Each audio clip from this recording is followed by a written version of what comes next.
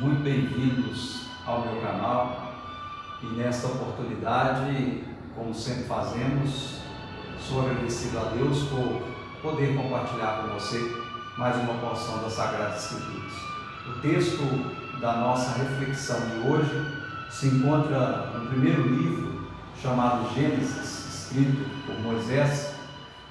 Nós vamos ler o primeiro capítulo, os versos de 3 a 5. Capítulo 1, versos de 3 a 5, que diz assim: E disse Deus: haja luz, e houve luz.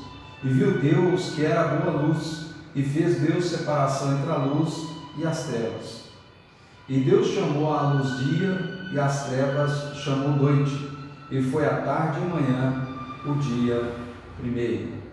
E foi a tarde e amanhã o dia primeiro. O título da mensagem é A Luz em Contraste com as Trevas. A luz em contraste com as trevas. Eu quero orar pedindo a Deus que possa falar conosco nesta oportunidade. Pai, em nome de Jesus, eu peço que o Teu Santo Espírito possa iluminar-nos, Deus. Ó Pai, sobretudo essa pessoa, Pai, que está me ouvindo, de maneira que ela compreenda, Pai, a Tua palavra e que uma vez compreendendo-a, ó Deus, ela possa colher frutos, ó Pai, da edificação da Tua palavra na vida dela, no nome de Jesus Cristo de Nazaré. Amém. A luz em contraste com as trevas. Nós lemos 3 versículos, que é o verso 3, o verso 4 e o verso 5, sendo que o versículo base para a nossa reflexão aqui é o verso de número 4, o qual diz: E viu Deus que era boa a luz, e fez Deus separação entre a luz e as trevas. A luz e as trevas, das quais tratarei, é num sentido espiritual, sendo que luz nos fala de orientação e verdade, que nos aponta o caminho a seguir, enquanto que as trevas cegam-nos o entendimento, impedindo que vejamos o verdadeiro caminho, para que por fim caiamos num precipício. Então, nós vamos abordar, como disse aqui na introdução, a luz do ponto de vista espiritual, a luz espiritual. O que significa essa luz?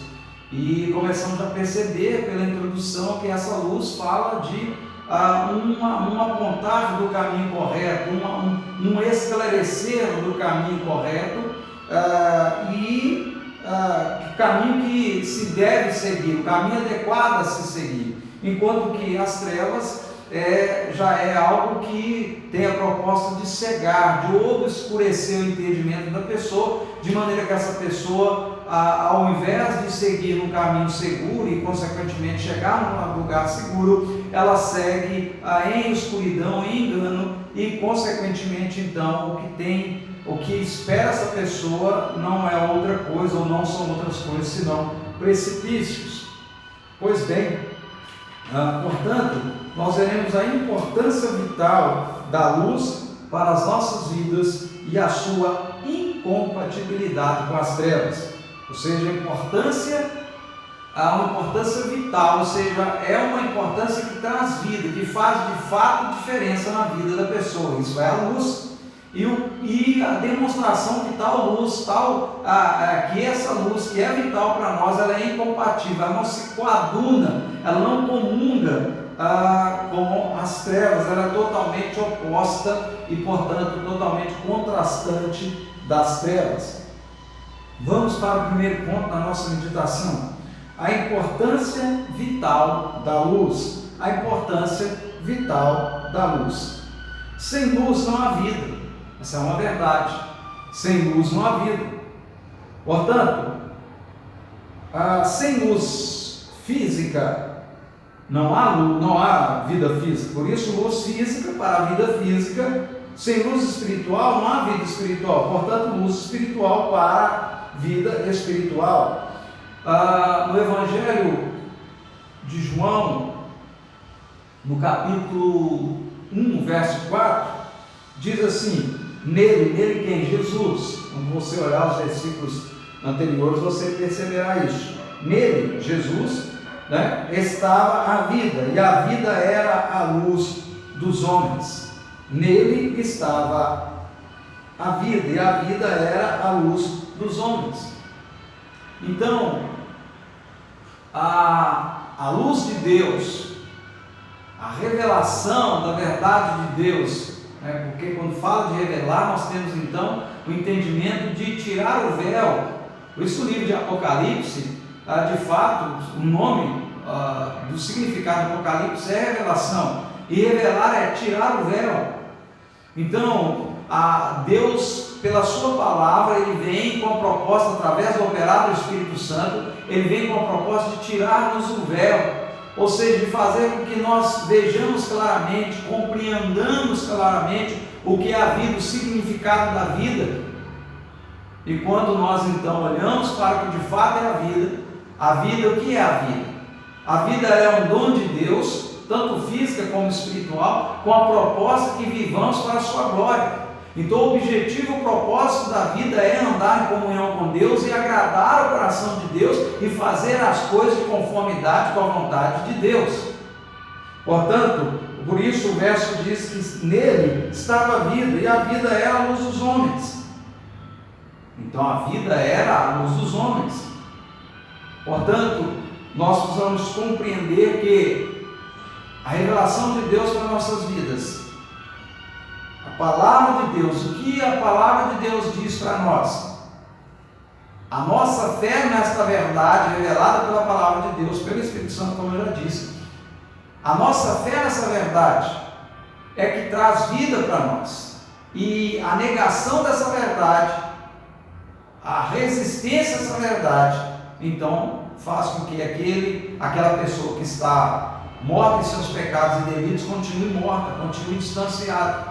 Então a vida depende dessa revelação de Deus. A vida depende que eu e você permita, aquele que ainda não fez, permita receber essa verdade, creia na verdade que lhe é pregada.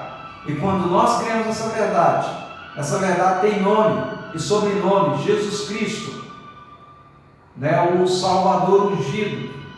Então essa verdade é uma pessoa. Quando nós a recebemos, nós temos a vida, e é essa vida, a vida de Deus, que é a luz que nos ilumina. Por isso Jesus diz: eu sou a luz do mundo, aquele que crê em mim não andará em trevas. Portanto, a luz de Deus, a palavra de Deus, Jesus, que as Escrituras Sagradas de Gênesis e Apocalipse, ela revela Jesus. Então Jesus, ele é essa vida, e nessa vida está a luz de Deus. Segundo ponto, e o último, luz e trevas não combinam. Onde há luz, não há trevas. Luz física dissipa trevas físicas, luz espiritual dissipa trevas espirituais.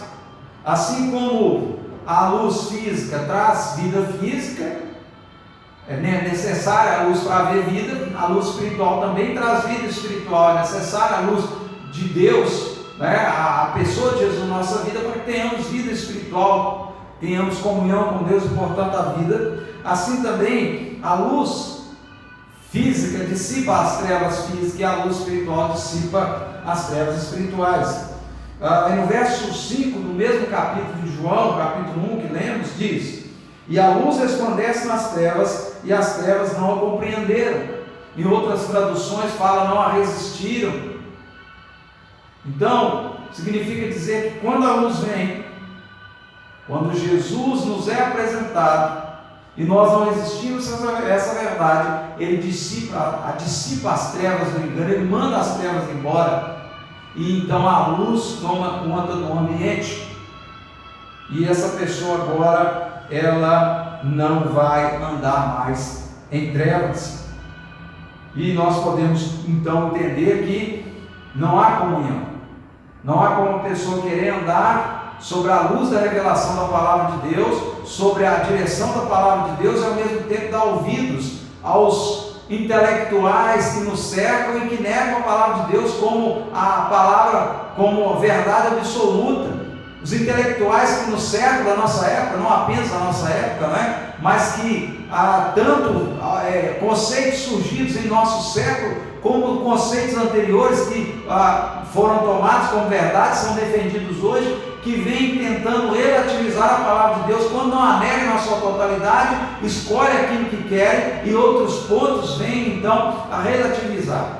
Mas a palavra de Deus, ela é absoluta, é a verdade absoluta, e não tem como queremos andarmos com a verdade absoluta e ao mesmo tempo concordarmos com alguns ou muitos conceitos que muitos intelectuais de nossa época defendem, né? Como por exemplo negar os milagres, negar a ressurreição de Jesus. Existem verdades, irmãos, para eu passar para a conclusão, fundamentais na nossa caminhada cristã, que se nós negarmos, então nós deixamos de ser cristãos.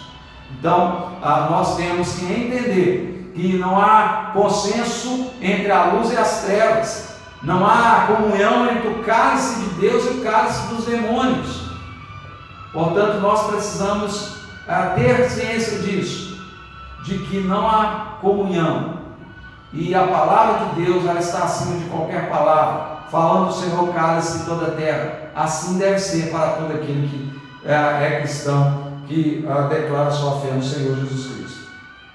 Concluímos dizendo: o Senhor Deus, como nosso Criador, é quem determina o bom e o ruim, o certo e o errado, e Ele faz isso pela sua palavra. Portanto, andemos à luz de sua palavra, sabendo que esta luz jamais terá comunhão com as trevas. Então, quem determina o que é certo e errado, o que é bom ou ruim, é o nosso Deus pela sua palavra.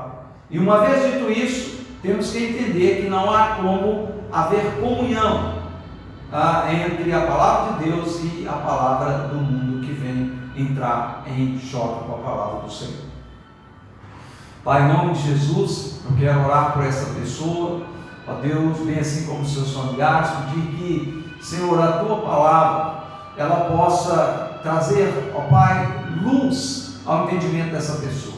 Se ela ainda, Pai, está totalmente afastada do Senhor, ó Deus, que o Senhor possa alcançá-la com esta luz, mediante a revelação da tua palavra, pelo agir do Espírito Santo, pregando-se a essa pessoa o Evangelho.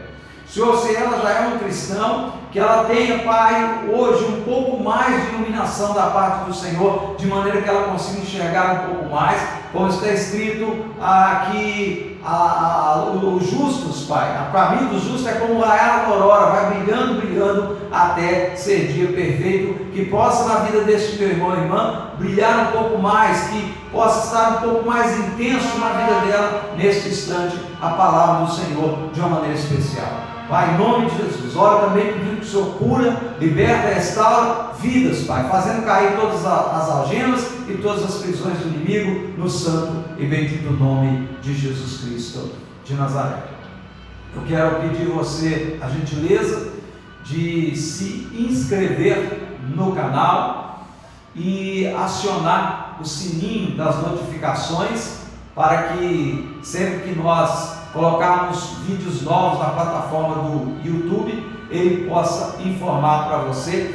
Dê lá o seu like, o seu joinha, e você vai demonstrar para o YouTube que esse material que chega até você é um material importante, e o YouTube então vai valorizar e estará sempre fazendo com que o nosso trabalho possa continuar alcançando as pessoas. E com certeza compartilhe o nosso vídeo. Que Deus te abençoe, em nome de Jesus.